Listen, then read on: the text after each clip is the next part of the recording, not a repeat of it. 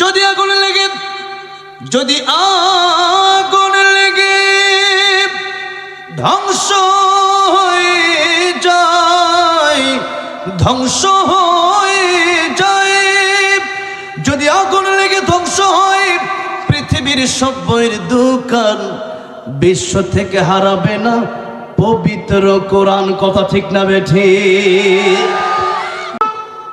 আল্লাহকে স্মরণ করো, বেশি বেশি আল্লাহর জিকির করো, বেশি বেশি আল্লাহকে স্মরণ করো, সকাল সন্ধ্যায় আল্লাহর তাসবিহ পাঠ করো। এখন আমরা জানবো জিকির আমরা কিভাবে করব, জিকিরের অর্থ কি কি এটা আমরা জানবো। জানা দরকার আছে না নাই? না জানলে মানবেন কেমনে, ঠিক না? জানতে হবে।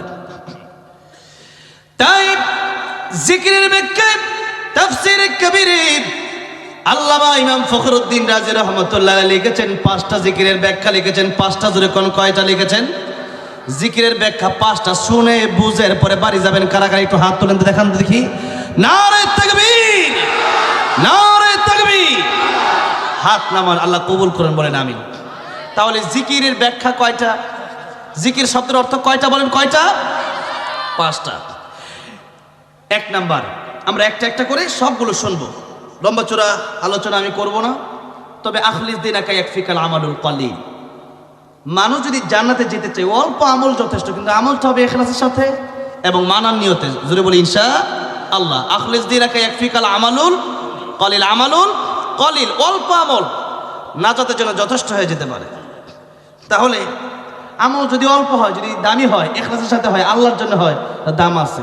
আর আমল যদি আল্লাহর জন্য না হয়, ইখলাসের সাথে না হয়, এটার দাম নেই। অনেক লম্বা সময় আলোচনা শুনলাম, নামাজ ঠিকঠাক পড়লাম না। কি মনে করেন এই ওয়াজ সাধারণত আসলে লাভ হবে? লাভ নেই। আবার ঠিকঠাক নামাজ পড়তেছেন, অল্প আলোচনা শুনছেন তো মানতেছেন, তো লাভ আছে। তাহলে আসুন, জিকির শব্দের অর্থ কয়টা বলছি বলেন? মুখস্থ করে বাড়ি যাবেন আজকে ইনশাআল্লাহ। আমার ভাইরা, আমার বাবাজিরা, 1 নম্বর জিকিরের ব্যাখ্যা আল্লাহ নিজেই করছেন। ইন্না নাহনু নাযালনা যিকরা ওয়া ইন্না লাহু লাহাফিযুন। আল্লাহ রাব্বুল আলামিন বললেন, আমি আল্লাহ জিকির নাযিল করেছি, আর এই জিকিরের হেফাজত আমি আল্লাহ করব। এখানে জিকির মানে কোরআন। বলেন জিকির মানে কি? কোরআন শরীফ। পৃথিবীর যত তাফসীর আছে, তাফসীরে ইবনে কাসির আছে, তাফসীরে মাসারি, তাফসীরে কবির, তাফসীরে মারিফুল কোরআন, যত তাফসীর আছে তাফসীর খুলবেন, দেখবেন এতের তরজমা করা আছে যে আমি আল্লাহ কোরআন নাজিল করেছি, আর আমি আল্লাহ কোরআন হেফাজতের দায়িত্ব নিয়েছি। কোরআন নাজিল করেছেন কে? আর হেফাজত করবেন কে? আল্লাহ। এই পৃথিবীতে যত গ্রন্থ আছে, যত গ্রন্থ মানুষ লিখেছে আর লিখবে, সমস্ত গ্রন্থ পরিবর্তন হতে পারে, কিন্তু আল্লাহর কোরআন ১৫০০ বছর আগে নাজিল হয়েছে, এখনো পরিবর্তন হয় নাই। লক্ষ লক্ষ কোটি কোটি হাফেজ আল্লাহ রাব্বুল আমিন পৃথিবীতে রেখে দিয়েছেন, যাদের সিনার ভিতরে আল্লাহ কোরআনটা ঢুকায় দিয়েছেন। কাগজের কোরআন পড়ানো যেতে পারে, কিন্তু একজন হাফেজের সিনা কোনোদিন পড়ানো যায় না। কথা ঠিক না বেঠিক? এই জন্য একজন হিন্দু লিখেছে, নকুল কুমার বিশ্বাস, হিন্দু হয়েও সে কোরআনের পক্ষে লিখেছে। যেরকম মারহাবা, সে কোরআনের পক্ষে লিখেছে কি?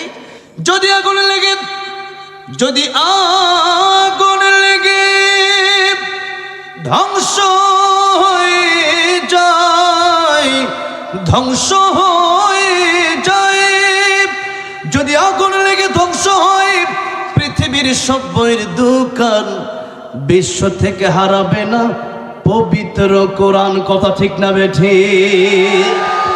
যদি আগুন লেগে ধ্বংস হয় পৃথিবীর সব বইয়ের দোকান বিশ্ব থেকে হারাবে না পবিত্র কোরআন। বিশ্ব থেকে হারাবে না পবিত্র কোরআন। ঠিক না বেঠিক? করবে কেমন করে কোরআন ধ্বংস আগুনের উত্তেজ? করবে কেমন করে কোরআন ধ্বংস আগুনের উত্তেজ? আছে বিশ্ব বড় গণিত কোরআনে হাফেজ, তারা আবার ছাপিয়ে আসমানি গ্রন্থ বাঁচাবে কোরআনের সম্মান। বিশ্ব থেকে হারাবে না পবিত্র কোরআন। বিশ্ব থেকে হারাবে না পবিত্র কোরআন হারাবে হারাবে। তাহলে পৃথিবীর সব গ্রন্থ ম্লান হয়ে যেতে পারে, হারিয়ে যেতে পারে, শেষ হয়ে যেতে পারে, কিন্তু একটা গ্রন্থ কোনোদিন হারাবে না। কিয়ামত পর্যন্ত এই গ্রন্থ থাকবে।